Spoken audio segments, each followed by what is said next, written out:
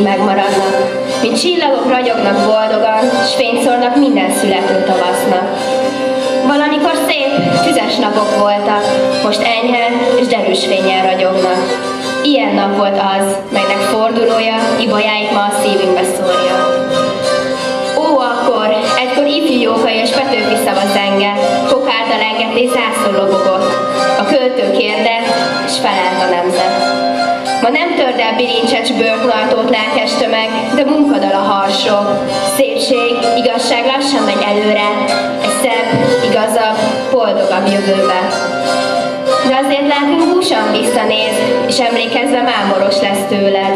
Tűnt március nagy napja, szép tavasz, mely fölrázta szunnyadó erőket, mely új tavaszok napját égre hoztad, mely új remények ibolyáját fontad. Ó, nagy nap, szép nap, légy örökre áldott, hozz mindig új fényt, új dalt, új virágot.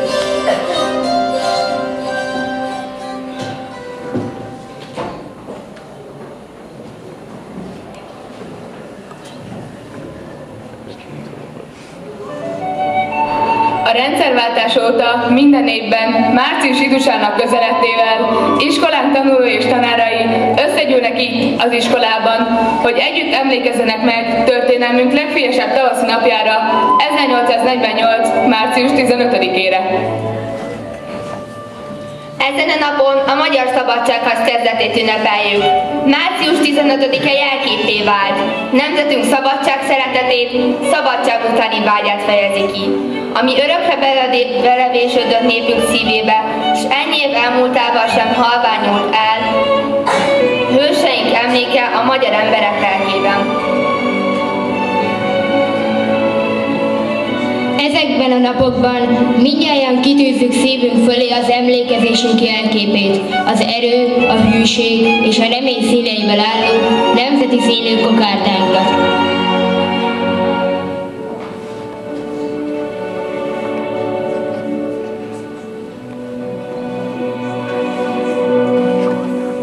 Az ünnepségeinken ilyenkor közösen elevenítjük fel a neves nap eseményeit.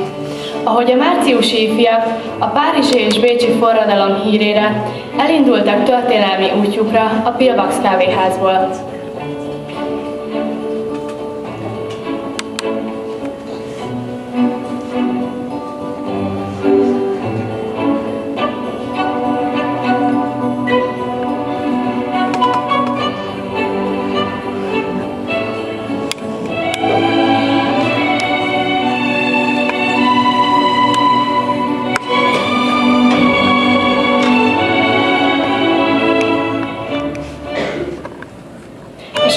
Csatlakozó egyetemi diáksággal közösen lefoglalták Landerer nyomdagépét. Kinyomtatták a 12 pontot és a nemzeti dalt cenzori engedély nélkül, így valósítva meg elsőként a sajtószabadságot hazánkban. Ifjú lelkesedésük aztán magával ragadta a Nemzeti Múzeum előtt összegyűlt tömeget, és együttes erővel előbb a Városházát csikarták ki a 12 pont elfogadását, majd elérték a budai helytartó tanácsnál a Nemzeti Őrsereg felállítását és a bebörtönzött Táncsics Mihály szabadon bocsátását. S e nap esti csillagaiként a forradalmi tömegfáklyái kivilágították az egész várost, majd betódultak a Nemzeti Színházba, megszakítva a bánk-bán előadását. Közösen elénekelték a himnuszt, a szózatot, és végezetül Egressy Gábor elszavalta Petőfi Sándor nemzeti dalát.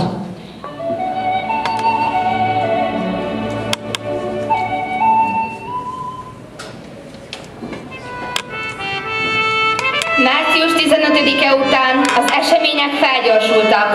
Nemzetünk még alig lépett rá a polgári átalakulás útjára, még alig élvezhettük az újonnan kivívott szabadságot és függetlenséget, amikor az áruló Habsburg udvar fellázította a nemzetiségeket ellenünk.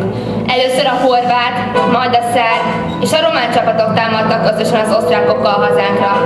De még így sem bírtak az újonnan alakult, tapasztalatlan és sokszor hiányos fegyverzetű honvédzászlóaljakkal.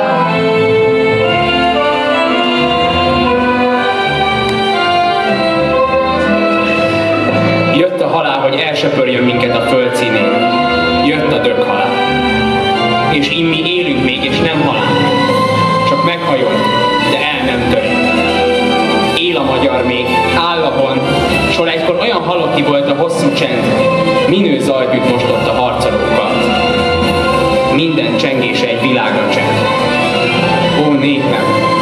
önmagad se tudtad, hogy létezel, és most tudja a világ. Utolsó voltál, és íme a legelsők, most még ők is bámulva néznek rá. Melyik magyar nem szégyelni előbb, hogy sorsátkából magyarnak született, és melyik nem büszke most rá, hogy Isten kegyelméből a nemzet tagja lett? Előre hát, ó nemzetem, ne állj meg! Hogy állanál meg pályát közepén?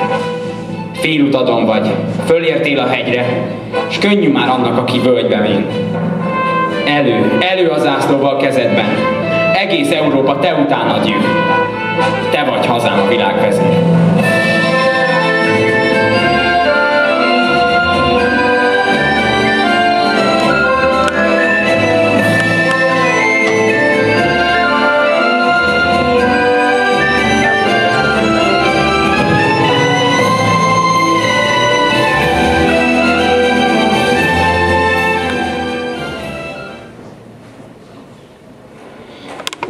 A dicsőséges tavaszi hadjáratban honvédeink és a külföldről érkezett önkéntesek ezrei megmutatták, hogy olyan hősök ők, akik képesek nem csak a vérüket hullatni, hanem akár az életüket is áldozni a magyar szabadságért és függetlenségért.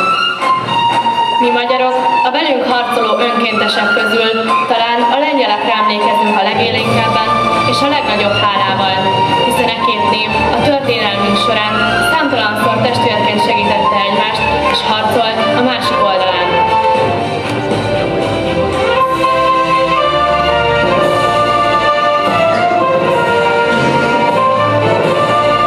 Lengyel-magyar két jó barát együtt harcolt és szavarát, és valóban 1849 nyarára már két lengyel légió is harcolt a magyar seregekkel, az egyik Visocki József vezetésével a Felső Magyarországi Hadszintéren, a másik pedig Bem József irányításával Erdélyben.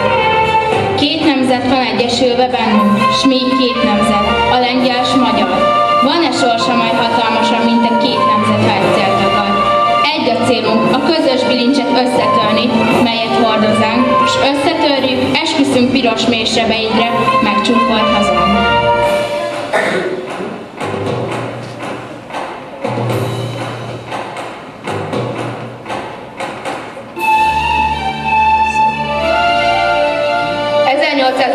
decemberében Kossuth Lajos az 1831. évi lengyel felkelés hősét, a magyarul nem tudó idegent, Bem Józsefet nevezte ki Erdély főparancsnokának. Bemnek nem volt könnyű dolga, de pár nap alatt rendbeszedte a megvert, szétszilárd erdélyi csapatokat.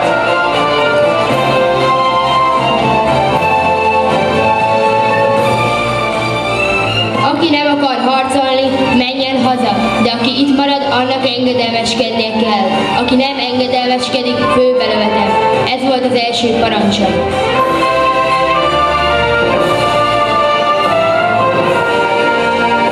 Bem atyai módon gondoskodott a megkisebbedet, de a szigorú fegyelmet vállaló seregének az élelmezéséről és felszereléséről.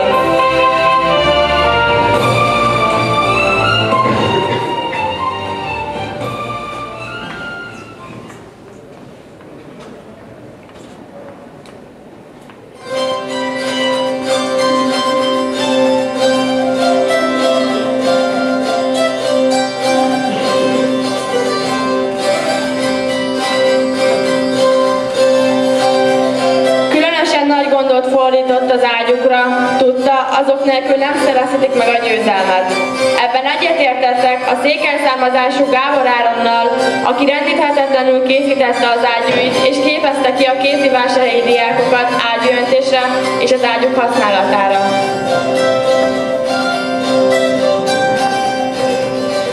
Az általuk készített 93 ágyúnak a jó részét Bem és serege kapta meg.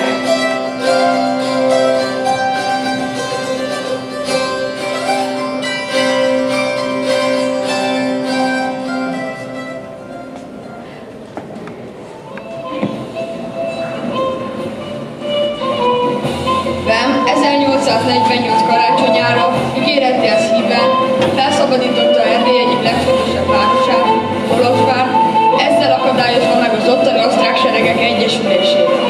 Majd 1850.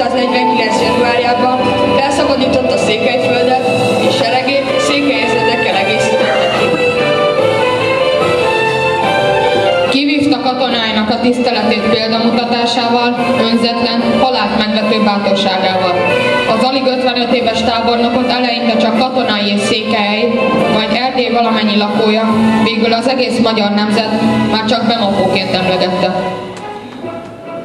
Bemapó Petőfi Sándorra is óriási hatással volt, akit saját kérésére 1849 elején az erdélyi hadsereghez Bem-törzs karába helyeztek.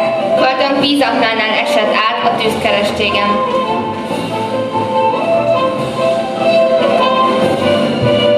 4 nap dörgött az ágyú, vízakna, s téva közt. Ott minden talpalatnyi földet vér öntözött. 4 hosszú nap csatáztunk, rettentő vadcsatát. Időt a messzelátó nap, csak nagy néha lát. Mindent megtettünk, amit kívánt a becsület. 10 annyi volt az ellen, győznünk nem lehetett.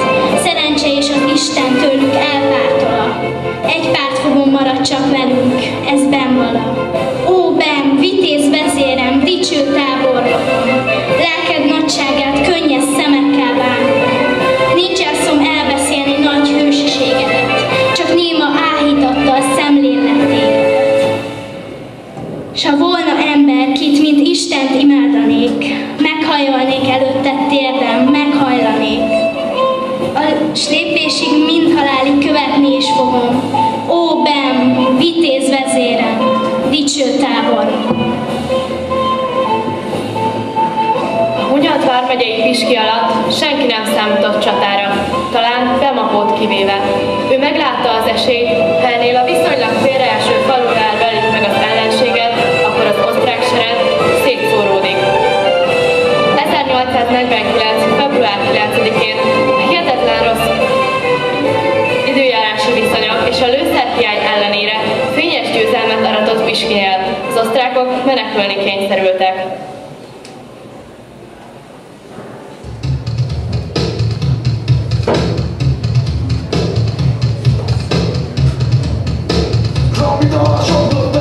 Kész a csatára a sereg, sűrít a golyó csekkokkal, ez lelkesíti a magyart.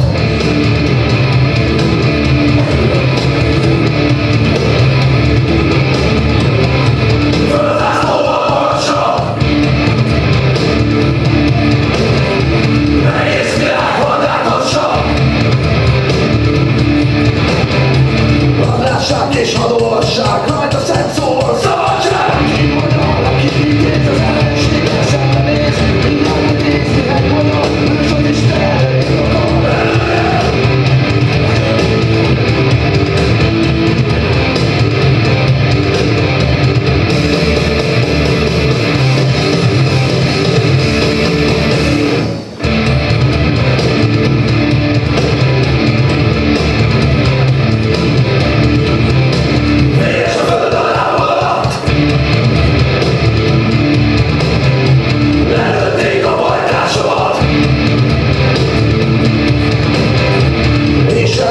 Rosszabb nála, berohanok a halálba. Hájulnak ki kezünk is, ha mindjárt amit veszünk is, hogyha el kell veszni, azon mi leszünk el, elhozom belőle.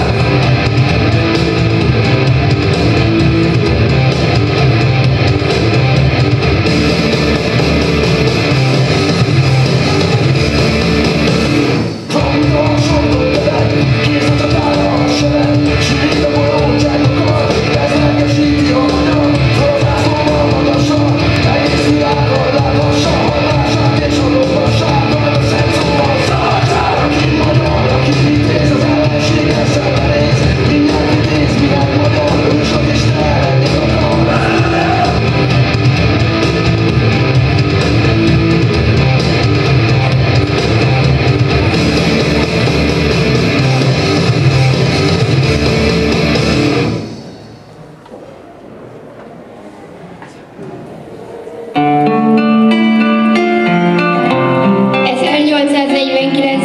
közepén közel 200 000 fős orosz hadsereg tört Magyarországra. A két nagy hatalom összefogása megpecsételte a magyar forradalom és szabadságharc sorsát. Mindenki tisztában volt vele, hogy Magyarország ügye elveszett. Ekkor már csak arról volt szó, becsülettel meghalni, és dicsőséget hagyni az utódokra. Hagyjátok el a piros fehér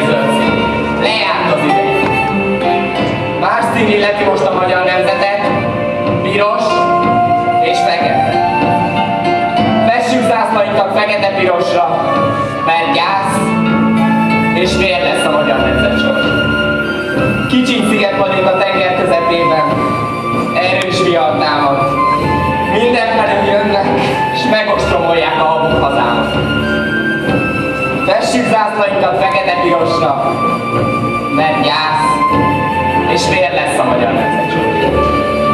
Hol lesz az új Mohács, hol megint 20 000 magyar vitéz vészel, mérföldekre nyúló rónát borítva egy kiomló vérével.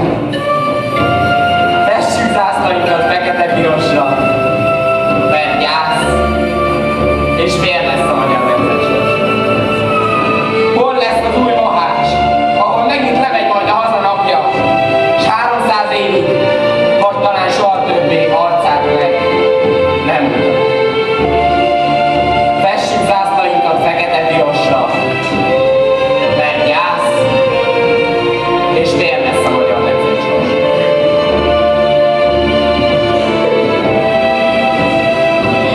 Mikor az oroszok százezrei betörtek, Erdély szorosait honvédeink vitézül védelmezték, de az orosz túrelő ellen mindenütt meg kellett hátrálniuk. Bemapó 1849. július 31-én a segesvári csatában vereséget szenvedett, hadserege teljesen szétzilálódott. Maga Bem is megsérült, így szem elől vesztette szárnysegédjét Petőfit, aki gyalogosan menekülve, valószínűleg Fehéregyháza és Héjasfalva közt félúton kapta szívébe a dárdatöfést.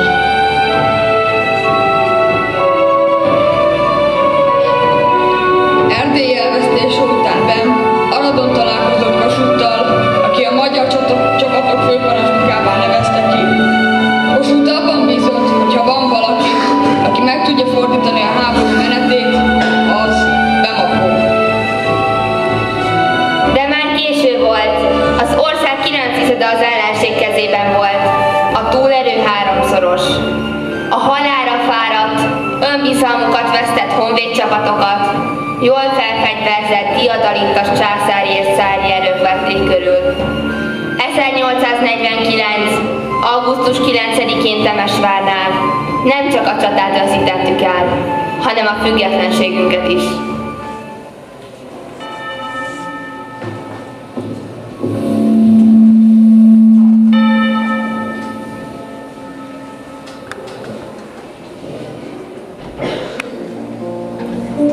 Felséges úr, Árpád fiainak istene, tekints rám csillagokkal övezett trónusodról, és hallgass meg könyörgő szolgádat, kinek ajkairól millió kimája száll eget tündöklő kárpitja felé, hogy áldja és magasztalja a te mindenhatóságod erejét.